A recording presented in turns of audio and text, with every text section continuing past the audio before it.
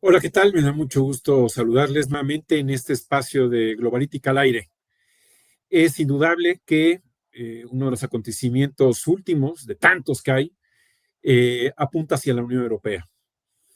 Como saben ustedes, hace unos días la presidenta de la Comisión Europea, Ursula von der Leyen, pues dio a conocer, junto con el presidente de Estados Unidos, Donald Trump, algo que Jordi Bakaria diría que no es un acuerdo, sino que es un, pues, algo al que llegaron estos dos personajes políticos en el sentido de que la Unión Europea pues va a tener que cargar con 15% de aranceles que impone Estados Unidos. A cambio, pues ya nos dirá nuestro invitado, que es Jordi Bakaria, a ver de qué. Uno de los grandes conocedores, yo diría, de la política de la Unión Europea, sin lugar a dudas, Jordi Bakaria, además de que es gran amigo, estuvo varios años en el Instituto Tecnológico Autónomo de México al frente de un instituto de estudios sobre la integración europea, muy importante, por supuesto, su contribución siempre, ya que es un mexicanista, conoce muy bien México y, por supuesto, conoce las entrañas de lo que es la Unión Europea, a veces muy compleja por entender. Así que hoy en día, Jordi Bakaria es director de la revista Foreign Affairs en América Latina en español, ya desde hace varios años. Dirigió un think tank allá en Barcelona muy importante como es el CIDOF, eh, y fue durante muchos años profesor de la Universidad Autónoma de Barcelona. Él es economista y te agradezco, Jordi, que hayas aceptado la invitación en un momento no fácil para la Unión Europea ni para el mundo. Hola. Hola Fausto, gracias, ¿no?, por esta oportunidad también de dar opinión en este momento desde Europa, con todo lo que está pasando y aconteciendo, ¿no? No deja de ser un tema grave pero importante. Y bueno, pues el acuerdo, efectivamente, no voy a decir que no me gusta, hubiese podido ser peor.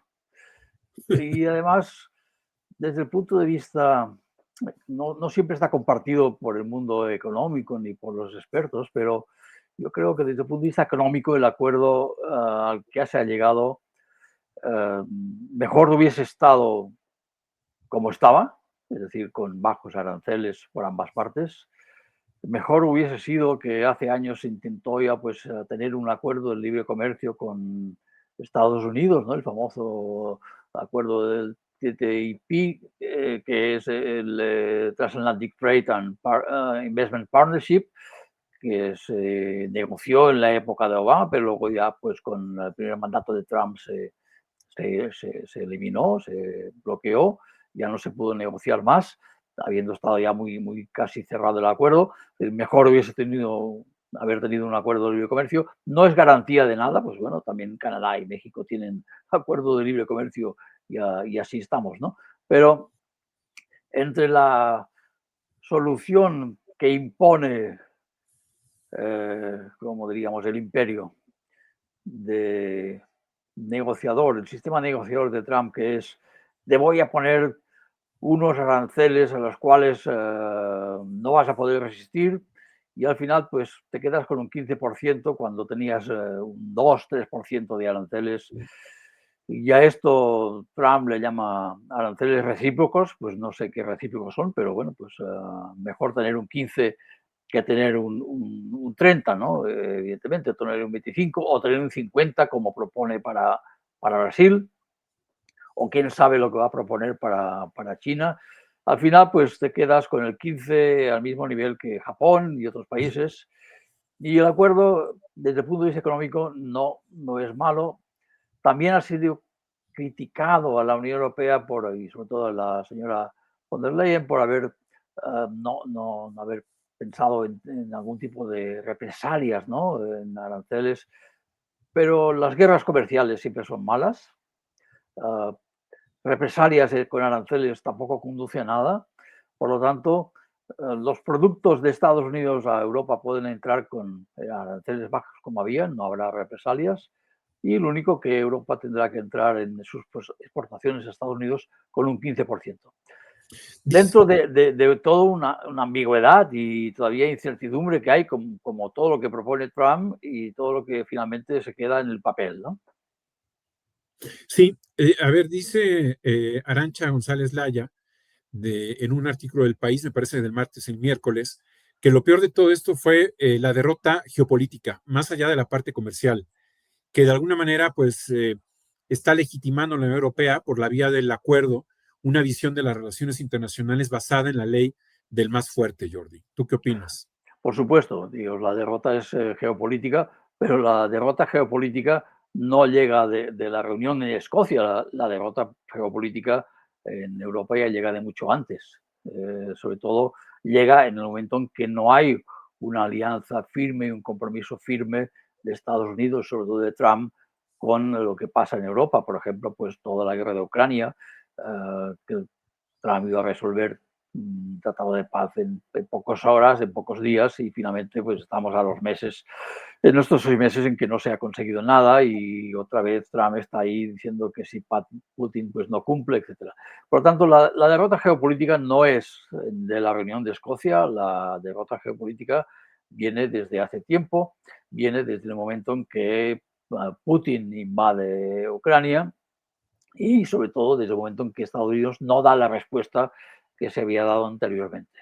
Pero también esta derrota política viene de la propia Europa, es decir, Europa no ha sido capaz, no en este caso de la guerra de Ucrania, la invasión de Putin en Ucrania, desde casi el nacimiento de la Unión Europea, no ha tenido un papel geopolítico relevante sin Estados Unidos.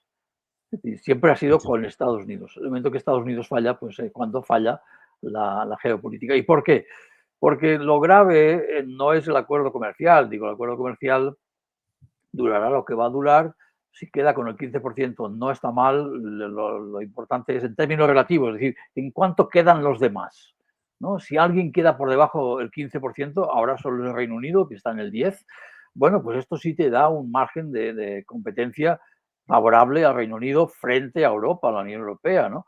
Pero si los demás se quedan con el 15, si Japón se queda con el 15, si los demás socios se quedan con el 15, si Brasil se queda con el 50, si China se queda con quién sabe qué, ¿no? Porque todavía está ahí el tema abierto, pues Sí. no está mal la posición de Europa en términos de comercio, porque todo es relativo y por lo tanto Europa queda situada como los otros socios de Estados Unidos. Pero el tema geopolítico sí, porque el tema geopolítico incide y en el acuerdo de Escocia, en estos momentos, si se queda, digo, no es que haya salido de esto de Escocia, pero sí ha sido manifestado claramente en la dependencia en el ámbito de las compras de armamento a Estados Unidos, en las compras de gas y energía a Estados Unidos y en las también inversiones a las cuales se supone que Europa se ha comprometido a hacer en empresas de Estados Unidos.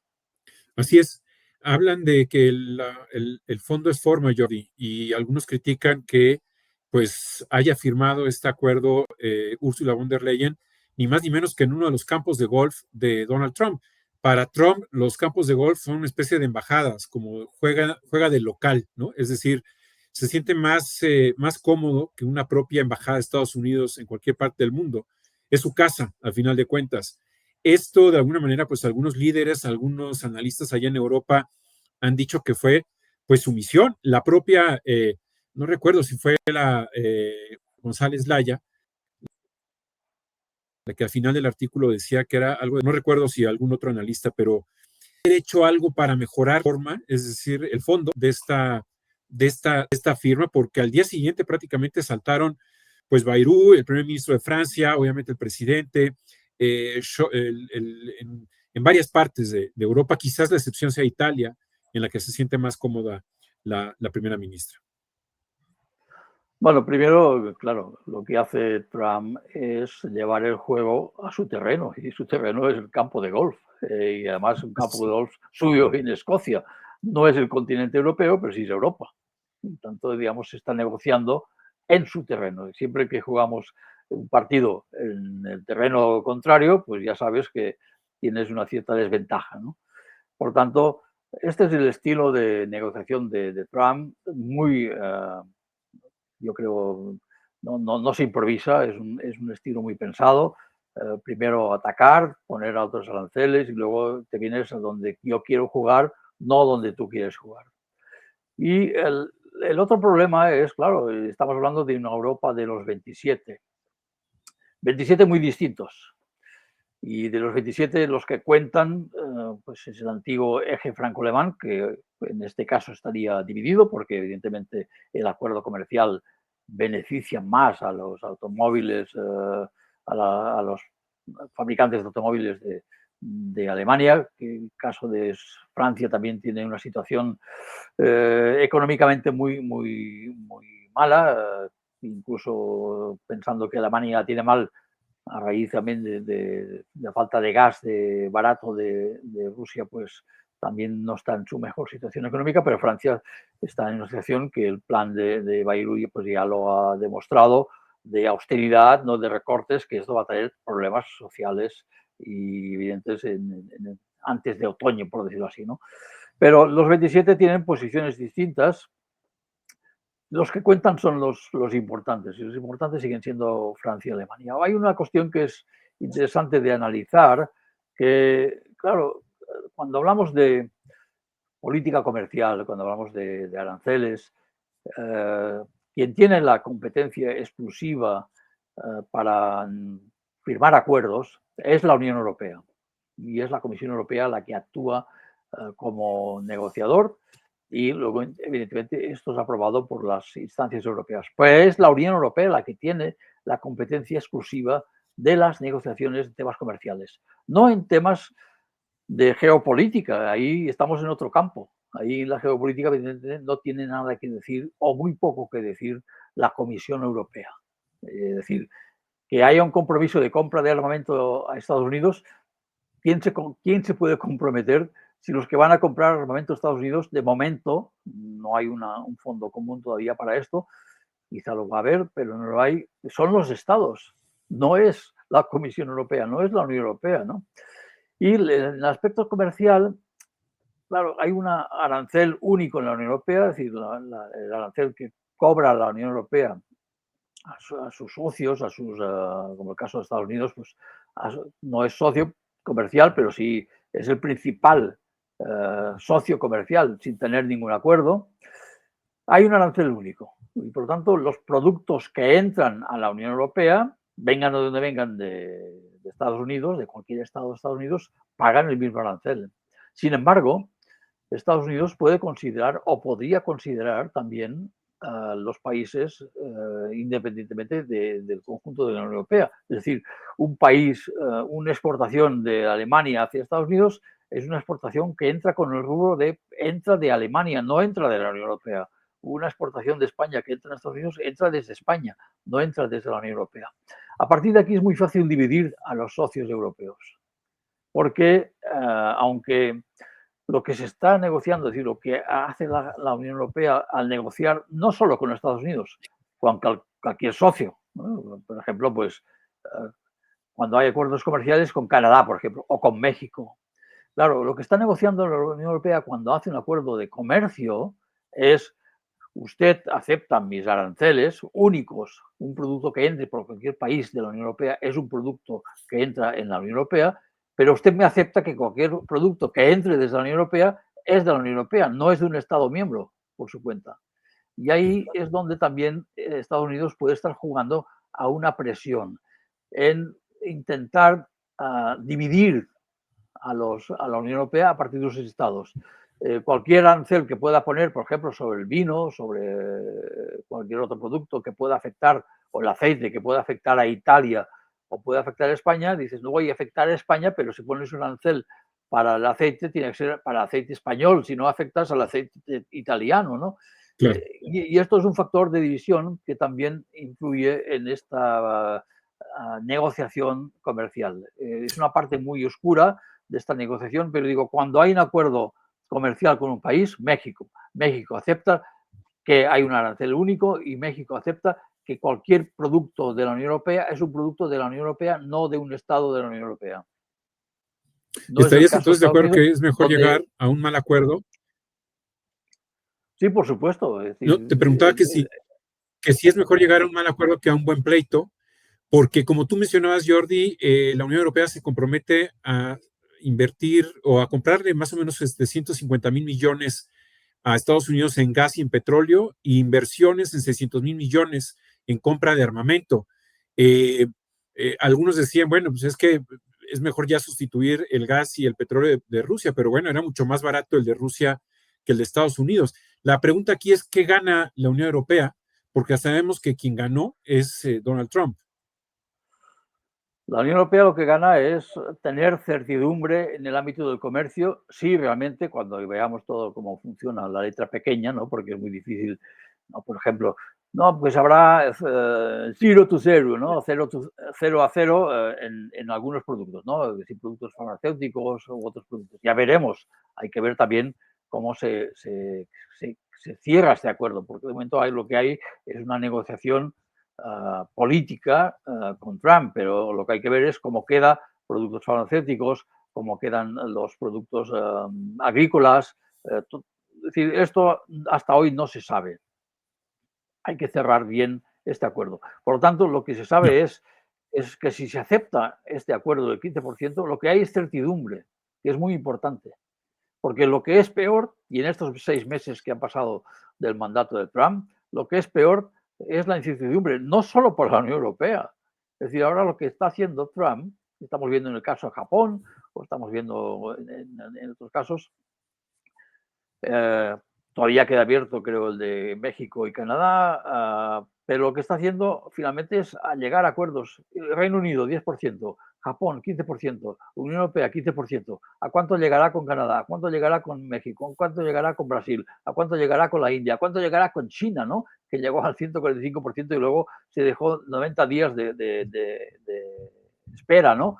Es decir, la incertidumbre es lo que perjudica al comercio mundial y el comercio europeo. Por tanto, desde el punto de vista comercial, Europa ahora tiene una certidumbre, si es que Trump, como siempre sabemos, aguanta esta situación, porque a lo mejor también mañana se despierta con otra cosa. Pero en principio, desde el punto de vista de la Unión Europea, es certidumbre. Tendremos aranceles del 15%. Ahí, ¿tú no estarías de acuerdo con algunos en Europa en donde dicen que el Consejo de Europa tuvo que haber intervenido y haber activado un instrumento anticoerción? Yo creo que no. Es decir, yo estoy de acuerdo en que los aranceles eh, que mantiene la Unión Europea con Estados Unidos sean bajos. Una guerra comercial, una guerra de represalias hubiese sido muy negativa. Y para la Unión Europea, por supuesto. Es decir, Y para guerras Estados Unidos también. sí, pero para Estados Unidos tendría que, a ver, las medidas que ya tenía preparadas la Unión Europea, que nunca han sido desveladas del todo, ¿no? Las medidas de represalia que tenía preparadas la Unión Europea tenían que ver, por lo que se supo hasta ahora, eran que afectaba a estados donde había el votante trumpiano, ¿no? Es decir, ahí si te afecto a un estado donde, con la importación, por ejemplo, de productos como las motos Harley Davidson, ¿no? Es decir, si pongo un arancel sobre este tipo de producto, entonces afecto a un estado donde va a perder empleos o perderá renta, donde hay los votantes de Trump. Esto Sí. es muy contraproducente porque a lo mejor también tampoco haces perder votos a Trump, es decir, no te soluciona ningún problema. Y por lo tanto, lo importante es que sigamos teniendo productos de Estados Unidos con un arancel bajo. Ustedes dirán, no, pues entonces estamos perdiendo en las ventas de Estados Unidos. No, porque el tema que incluso los economistas no se ponen todavía de acuerdo es, a ver, la mayoría de economistas que aceptan las reglas del comercio internacional están de acuerdo que los aranceles son un impuesto al consumidor americano, sin duda. Es decir, si hay un 50% de aranceles, que esto también se mantiene, 50% de aranceles a las importaciones de aluminio y de acero y de hierro de Europa a Estados Unidos, o Estados Unidos es capaz de producir por debajo de este precio, o va a estar importando acero al 50%. Es decir, si Estados Unidos no es capaz de producir, no autoabastecerse, sino de producir este acero a un precio más barato, ¿quién está pagando el coste de este arancel? A lo mejor no llega ni a exportarse a Estados Unidos, este acero, pero Estados Unidos, si lo está comprando a otros países, es porque es incapaz de producirlo más barato.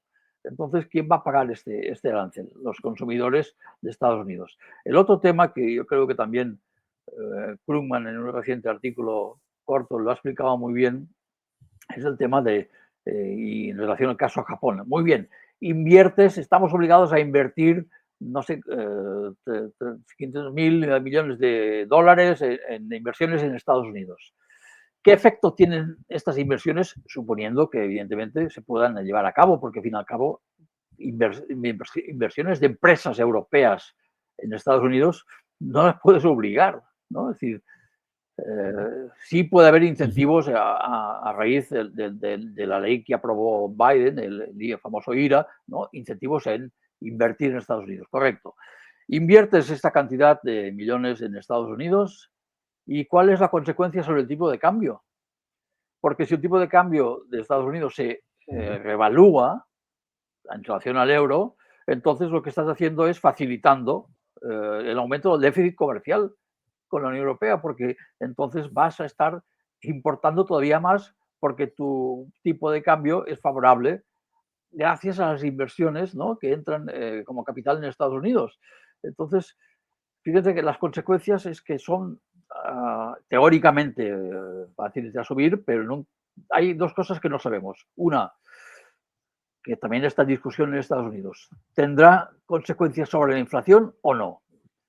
De momento también está Jerome Powell en la Reserva Federal manteniendo tipos de interés para recortar la inflación. Pero ¿hasta cuándo durará? Porque evidentemente su mandato acaba y habrá otro nombrado por Trump que puede tener política monetaria distinta. No sabemos si el tipo de cambio va a subir, no sabemos si la inflación va a subir, no sabemos si el tipo de cambio va a bajar.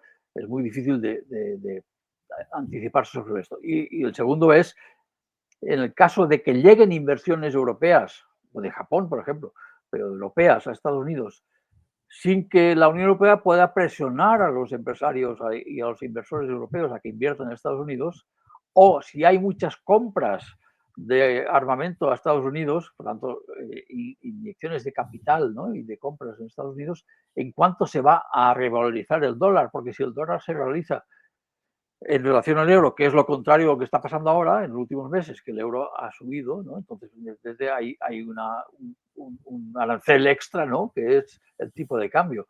Pero si se invierte esta situación, si el dólar sube, se revaloriza en relación al euro, entonces, evidentemente, lo que está haciendo es aumentando el déficit comercial porque será mucho más fácil para los europeos, ¿no?, exportar a Estados Unidos. Por lo tanto, así es, vamos a ver.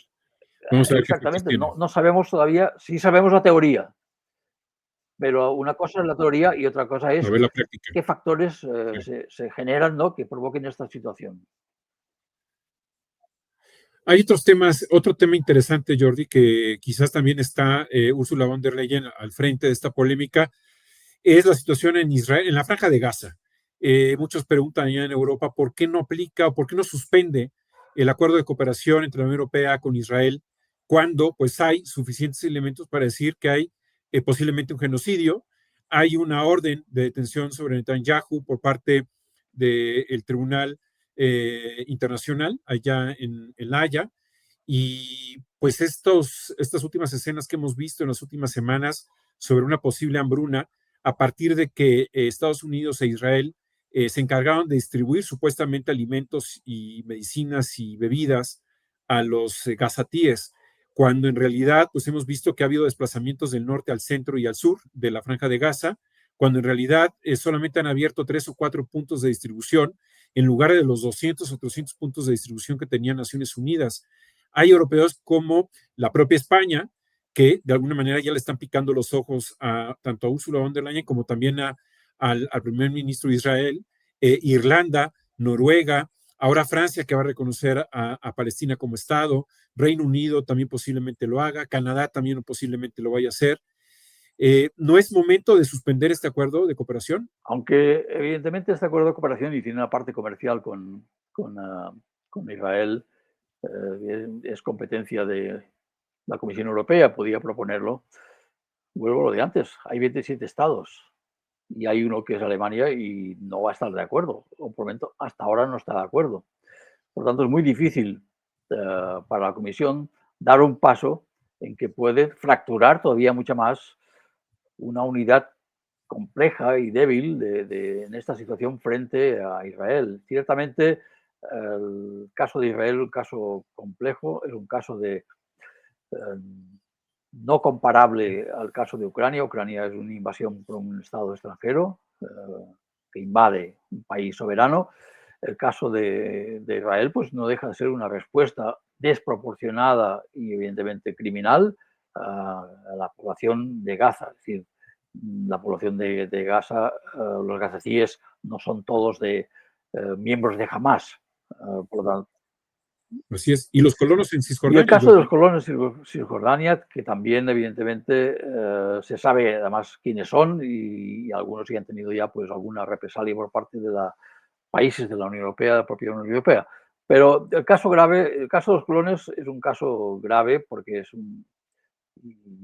no deja de ser asentamientos, ¿no?, de Israel en zona de Palestina, en la parte de Cisjordania, y que ilegal, por Ilegales. supuesto, ilegal por parte aunque Israel la considera legal, pero es ilegal desde el punto de vista de asentamientos que no se pueden hacer en esos territorios. Pero lo peor de estos asentamientos son la violencia que generan en contra de los que están, violencia criminal que están pues, por parte de los colonos y con el apoyo del ejército en estas zonas de Israel. Pero es que el caso de Gaza es totalmente distinto, porque la parte de los colonos no deja de ser un territorio que está, cuya gobernanza pertenece a la autoridad palestina. Y la autoridad palestina sería la solución, en caso de que se aceptase finalmente dos estados. El caso de Gaza es distinto, porque en Gaza lo que hay y ha habido hasta el momento, hasta hoy, y desde el momento en que hay una invasión por parte de Hamas en territorio Israel que causa muertes a población civil y secuestros, y 1.200 todavía muertos. secuestros que se mantienen secuestrados, evidentemente es un caso totalmente distinto. Es decir, lo que tiene Hamas son rehenes de Israel que no ha cedido en ningún caso, y cuando ha cedido en la devolución de rehenes ha sido a cambio de miles de palestinos escarcelados. Es decir, no olvidemos que ya se han dado pasos en ese sentido y no se han llegado a poder devolver todos los rehenes que tiene Hamas. Por tanto, Hamas sigue debilitado, pero sigue en la gobernanza. Ahora se dice que Trump ha acusado a Hamas de negociar y aprovecharse de la ayuda de alimentos y de ayuda que entra en Gaza. Bueno, no hace falta que lo diga Trump, hay evidencias, aunque se diga que no hay evidencias, sí hay evidencias y no solo por parte de Israel. Los países, la Liga Árabe ha pedido ya a Hamas que deje los rehenes y que entre en un proceso de paz. Es decir, no está tan clara la situación. Gaza es un sitio donde no se dejan entrar a periodistas. Los periodistas son también allí asesinados. La población de Israel tampoco conoce exactamente la situación de Gaza y los que estamos fuera de Gaza tampoco. Estamos Claro. viendo informaciones totalmente distintas por parte de según que sea. En esta situación, evidentemente, la Comisión Europea lo tiene muy difícil y más cuando tienes países que no están de acuerdo en llegar a esta ruptura con Israel. Sí, estoy de acuerdo. Simplemente quizás se tendría que ventilar más, ¿no? La idea de que es Alemania quizás el que por pues, un pasivo histórico se ha negado. Sin embargo, bueno, ya han pasado muchos años de ese momento. Y sobre todo, Jordi, en América Latina, que es muy distinto a la visión que se tiene en Europa, en América Latina mucha gente piensa que cuando empezó la guerra entre Ucrania y Rusia, la invasión, luego Europa sancionó a Rusia, pero no así a Israel. Es decir, yo entiendo que tu visión y la de Europa sea distinta a la de América Latina, pero quizás tratando de entender y estigar un poco la liga aquí en la política latinoamericana, en Sudamérica, en Argentina, Brasil, Chile, Colombia, inclusive en México, muchos en la prensa, en los medios dicen, bueno, ¿por qué no hay una reacción? Tú lo dices con el tema de Alemania, pero entonces estaría cada país obligado a dar un paso adelante para decir, vamos a reconocer a Palestina como Estado. Sí, por supuesto. Es decir, a ver, los únicos que no quieran que Palestina sea un Estado es Israel y Hamás. Es decir, los que evidentemente están en conflicto. Es un conflicto entre una parte del Estado de Israel, entre los que ha sido producto de de una democracia que ha conducido a esta radicalidad en Israel y que también ha sido producto de una democracia que ha situado a Hamas en la gobernanza de Gaza. Pero el caso de Rusia y Israel y Gaza no se pueden comparar porque y ahí está la dificultad que tiene también la propia Unión Europea, la propia Comisión Europea. Hay una invasión de un Estado soberano por parte de Putin, que es una persona que juega, ¿no?, a la democracia competitiva donde solo juega él, ¿no? Porque sabemos que el mandato de Putin por todo ese siglo viene de eliminar a sus opositores, eliminarlos por distintas maneras, ¿no? Por lo tanto, Rusia no se puede considerar una democracia, pero invade un Estado soberano. Nadie discute en la Unión Europea que Israel no sea un Estado democrático, ni nadie puede discutirlo. Es decir, que sea un Estado que evidentemente Pero parece más teocrático que democrático, porque está violando el derecho internacional, está violando los derechos humanos. Una democracia tiene obligaciones y creo que no las está cumpliendo Netanyahu. Ha quemado puentes con Naciones Unidas, que es, a mi entender, pues uno de los importantes organismos multilaterales. Y si la ONU queda relegada en este caso, pues viva la anarquía. no, por supuesto, pero es que la, hay una, podemos no estar de acuerdo en el gobierno y en la presidencia de Israel, evidentemente, y ya sabemos también toda la operación de Netanyahu para poder evadirse de sus causas judiciales y el interés que tiene en seguir gobernando y en buscando enemigos externos para poder revalidar su mandato. Esto ya se sabe, pero evidentemente hay unas reglas de democracia en Israel que se cumplen.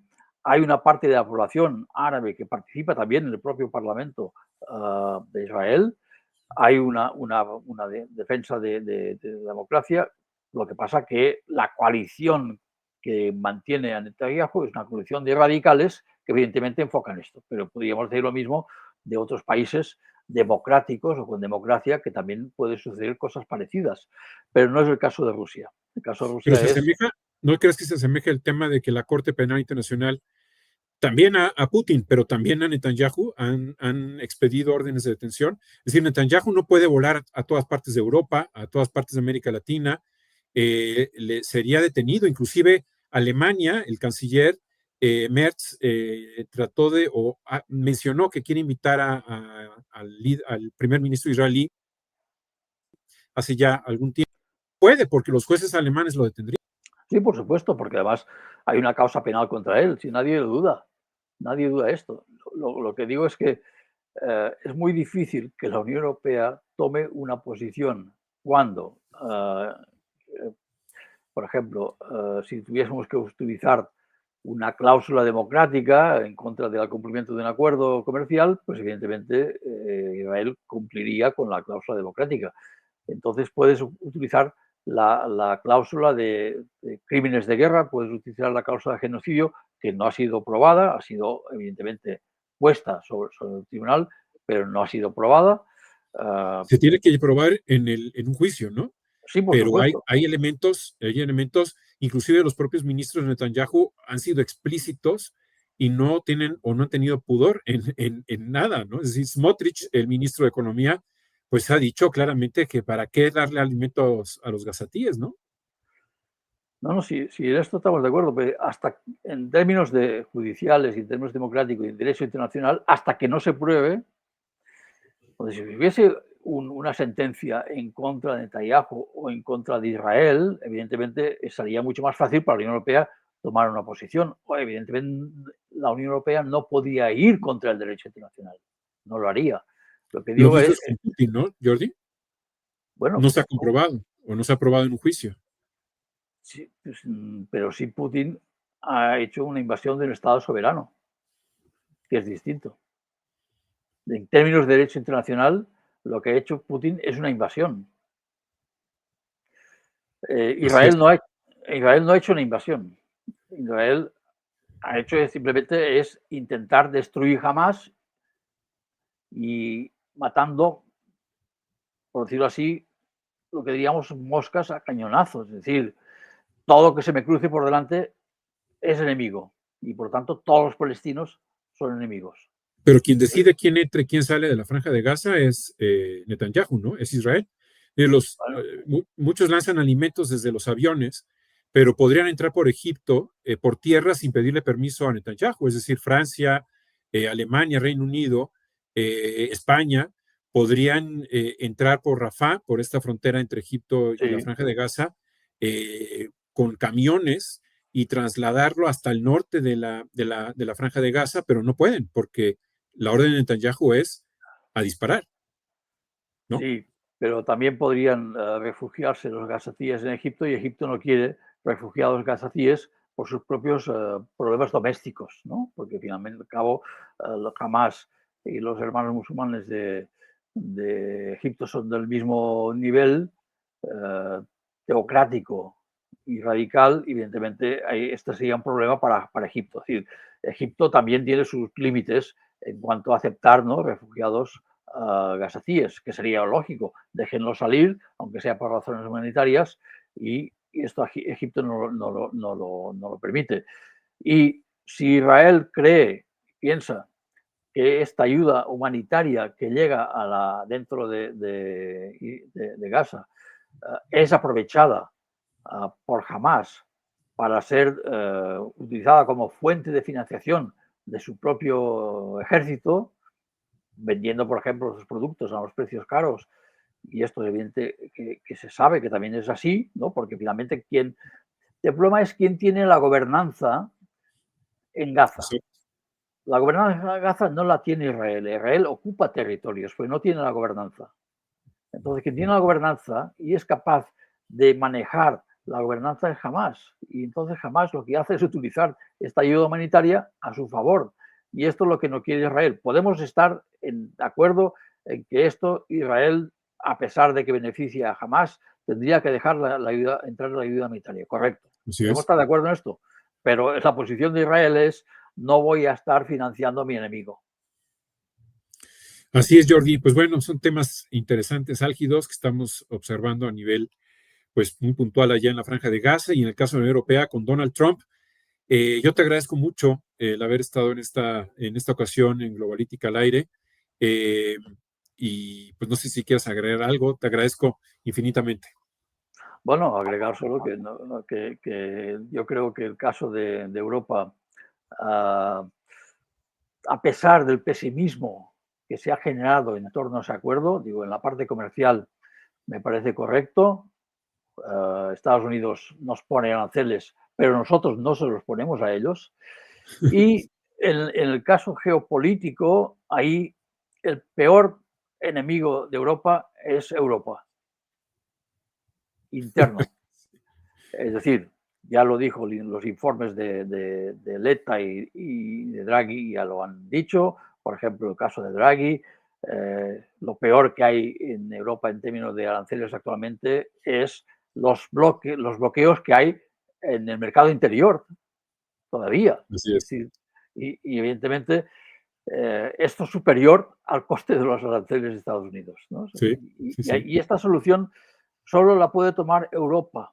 Entonces, el dilema es, ¿será capaz de Europa ante este reto y esta presión de Trump, que Trump la hace no para favorecer a Europa, sino para favorecer a Estados Unidos? ¿Será capaz de Europa de vencer estos retos y incrementar o mejorar la unidad europea en torno a lo que es la geopolítica europea y el propio mercado interior europeo, que es lo que daría más fuerza a esta geopolítica europea, porque claro, si no tienes fuerza externa y no tienes fuerza interna, difícilmente puedes tener una buena geopolítica. Y este es el dilema. Así es. Oye, ¿y habrá pronto una embajada a campo de golf de Donald Trump en Barcelona? Bueno, habrá una, no sé para qué año, pero habrá un evento internacional de golf, no en Barcelona, sino cerca de Barcelona, pero no creo que Trump quiera poner ningún campo de golf en España. Igual y cuando llegue Feijóo, el PP. Feijóo llegará, seguramente si puede, solo puede llegar con Vox, y Vox pondrá todos los campos de golf que necesite Trump. Muy bien, Jordi, pues muchas gracias. Te mando un abrazo y hasta pronto. Un abrazo, muchas Muchas, gracias. muchas gracias a todos en Globalítica al aire y a Fernando Robles, que produce esta emisión. Y nos vemos hasta la próxima. En este momento de Globalítica al aire, en donde el mundo y la geopolítica están hablando y hablando en serio. Hasta pronto. Gracias.